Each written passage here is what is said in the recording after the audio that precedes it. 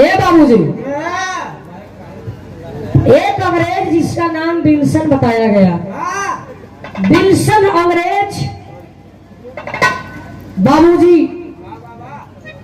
हमारे हिंदुस्तान के सरजमी पे अपनी हुकूमत को चला रहा है। हुकूमत हमारे घर की बहू बेटियां घर से निकलती नहीं थी। इतना आतंक, इतना अत्याचार अपने सिपाहियों के साथ बाबू वही गांव में से चल आवत हो।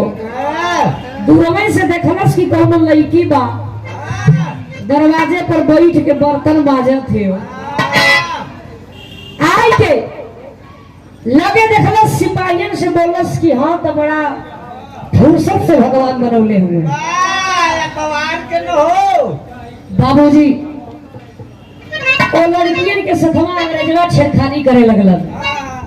तो हमारे हिंदुस्तान के पहलवान जिनका नाम बंसी बताया गया, बंसी पहलवान बाबूजी सुबह के टाइम लड़ भीड़ के वही रास्तवा से जात हुए।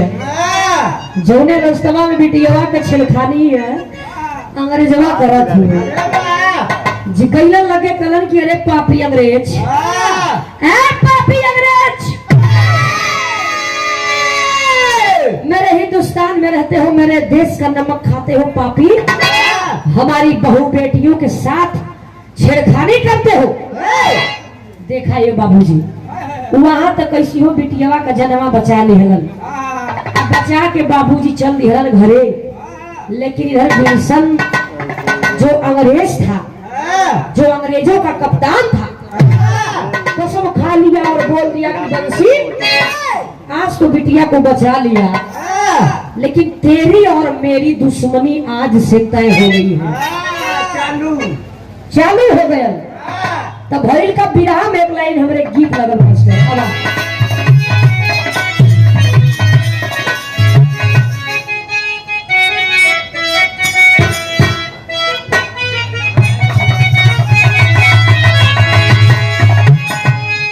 बड़ा ही पुरानी गीत हो, लेकिन लोहर वही ताजा मास्टर। कैसे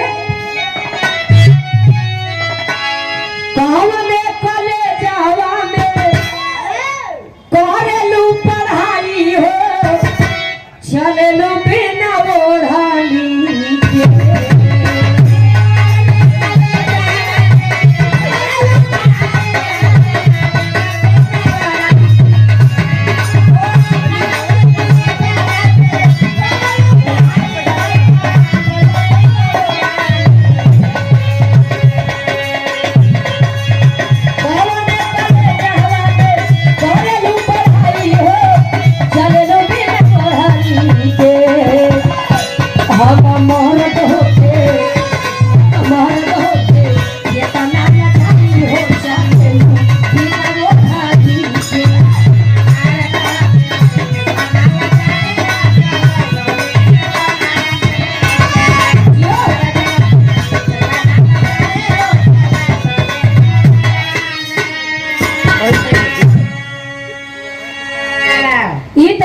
गीत रहल।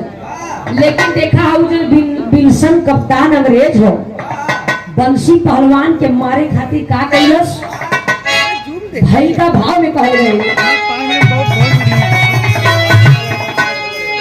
के विरोध पापी घायल कारवाई हो।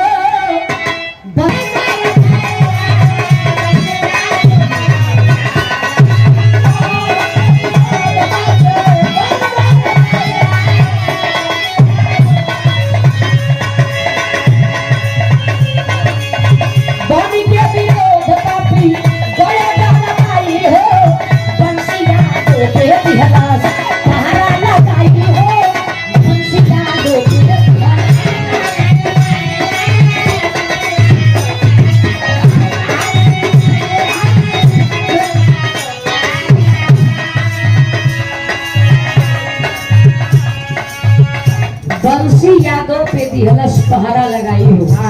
लेकिन बाबूजी इधर रात का समय हो, अपने पत्नी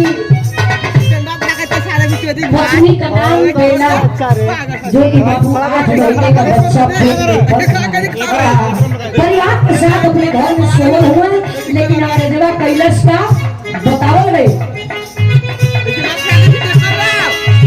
सोचल रहले बेला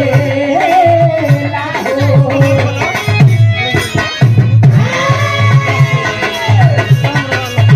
सुतल रहले बेला दुल्हन के साथ भरिया।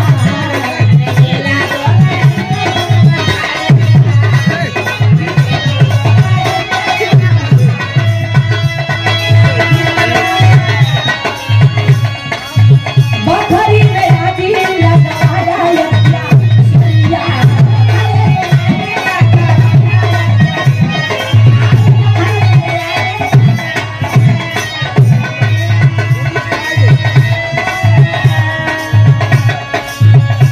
बंसी